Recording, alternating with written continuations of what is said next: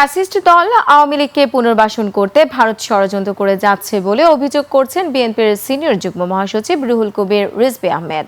দলের ভারপ্রাপ্ত চেয়ারম্যান তারেক রহমানের নির্দেশনায় পাবনার চাটমোহরে প্রবীণ বিএনপি নেতা আবু তাহেরকে দেখতে গিয়ে এই অভিযোগ করেন রিজভী।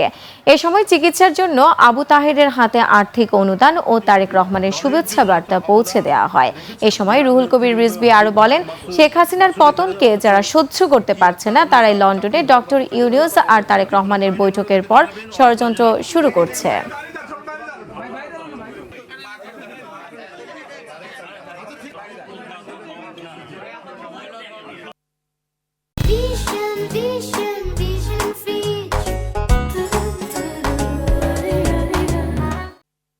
বাংলাদেশের যে রাজনৈতিক দলটি 16 বছর মানুষের উপর নিপীড়ন করেছে, জনগণের টাকা লুট করেছে, তাদেরকে পুনর্বাসনের জন্য আজকে ভারতীয় নীতি নির্ধারকরা তারা নানা প্রচেষ্টা চালাচ্ছে। চক্রান্ত ষড়যন্ত্র এখনো কমছে না।